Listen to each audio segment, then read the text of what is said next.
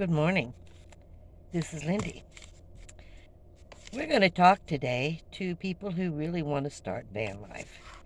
And I'm going to give you 10 things you should think about when you start van life. I will tell you the first thing is you need to decide on a vehicle, which everybody knows.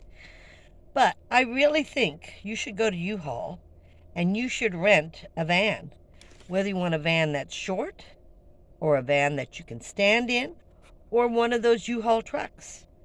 Some people go for those. So you need to rent it. And then rent it for a week. And then set it up. If you got to, put a twin mattress or a full mattress, whatever mattress you want, situate it in the van. Situate all of your belongings that you want to take, that you think you need, in a van. And then decide what you really, really need. That's the first thing. You have to decide what you're going to cook with. It's going to be propane, butane, a small little Coleman stove, single burner, is only about $30, but you could get double burners. You could cook outside, but cooking is a big deal. And where are you going to keep that stove? Number 2. Number 3, personal hygiene. That's really, really important. You can take showers on the road. You can buy showers. You can bathe yourself. What are you going to do? What are you going to do, and how are you going to decide that? You are investing in your comfort. All of these things I'm talking about, you are investing in your comfort. It's really important for you to understand that. So, if you don't have a lot of money, then invest more in the things that are the most important for you as a beginner. I don't know what vehicle you're going to be in. I'm only going to talk about vans. That's what I live in. And the box trucks, you see so many people on those. There's people who live in an ambulance. There's just so many things. We're just going to focus on vans. Okay? But whatever I say is going to be for every vehicle that you do. And personal hygiene, bathing every day, pick yourself up some of these buckets that are collapsible. Everything takes room. And if you rent a van and you spend a week in it, you'll figure that out. Number 4, storage of food. How are you going to store your food? Are they going to be in crates? Are they going to be in bags? How much food are you going to take? Are you going to need a refrigerator? And that's part of the food storage. I just reviewed one that with the coupon, it's $139. And right now I've used it 5-6 days, and it's a dream. It's a dream, but I digress. How are you going to carry your clothes? Are you going to fold them?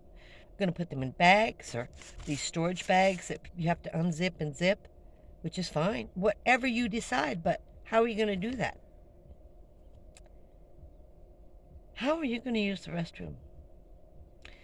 Are you going to have a bucket in your van? Are you going to have a specific area for your toilet paper, your cleaning supplies, all the things you're going to need for your bathroom privileges, your bathroom? Will you need to power appliances? All of this is also investing in your comfort. If you get solar, you'll be more comfortable.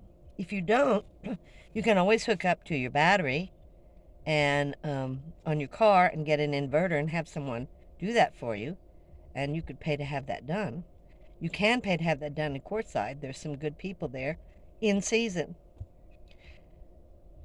So, powering appliances, and then what appliances do you want to power? And that builds the station for you of what kind of power station you need, if you need one. Now, you're going to need something. You're not going to live 100% in your van. You're going to need something a chair, footstool, whatever you need for the outside of the van. What are you going to do about that? And where are you going to store it? And what's it going to be? Is it going to be a fold-up? Is it going to be regular? It's up to you. Number 9, how will you sleep? You can have a mattress. Some people have hammocks. Some people have these recliners. Some people have a regular bed. Some people have twin beds. What are you going to do? How are you going to sleep? These are all thoughts you need to be thinking about in order to really have van life. And the last thing, and there's many more, so I'm just hitting up on 10. How do you deal with your trash?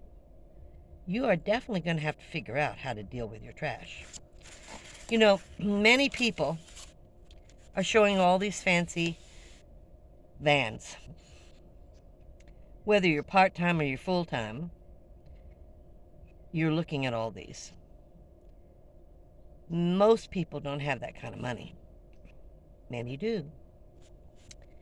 It doesn't have to be a fancy van.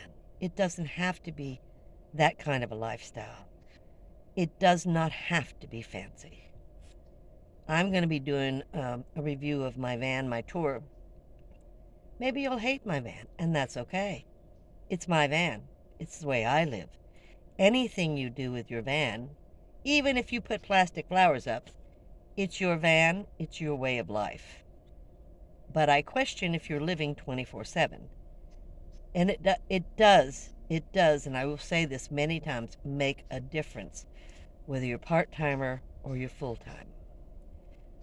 Are you a city dweller or are you a nomad?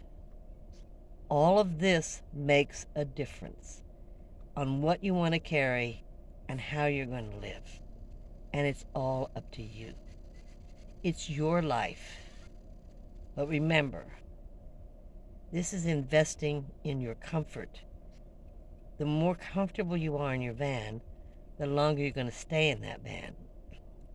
And the longer you stay in that van, the more money you can save. As long as you maintain your van or your vehicle, you take care of it. You should be able to save money, even in this inflation. So I thought I would just talk about beginners. Now, I'm going to add one more 11. Your animal. Your animal does need more room. It does need to have room to play. Now, my Marley plays on the bed, but she also plays by the floor. I have a lot of floor space I allow for Marley. It loses room for me, but I want her to be happy. She's in this van too. It's not just about me, but now it's about Marley too. And she has to be happy. She has to be walked. She has to go to dog parks. But she has to be happy inside the van and have lots of room. You have to have food for her. You have to have water for her. All of this has to be taken care of. So we want to go into depth about some of this. If you want me to go into depth about some of this, please make a comment. Tell me what you would like to hear about each one of these items and how I can tell you all kinds of ways that I've changed my van so many times I can't even count anymore, because it's always a process. You're always improving your lifestyle. You are living in a tiny space, and you become better and better at living in that space and making yourself more and more comfortable. And yes, you will be spending a little money on it. You know, as some people want to make theirs fancy and they get wallpaper and they put it over, or they build out their walls and they build out their roof. Some people physically can't do that, and they do the bare necessity, or they don't have the money for it. Either way, it's okay. It's just that the fancier rigs, the prettier rigs, seem to get the most attention. But the ones who are simple and functional, people don't think too much about. But simplicity and functionality is really, really what you need living in a van. Fancy doesn't add anything except maybe atmosphere and more comfort. But being simple and functional is really the most important thing you can possibly do in a van. I thought I would just talk for a few minutes. Again, please subscribe. Watch my videos. Every view I get paid on. And I thank you for watching this one. And I'll see you next time. Camel.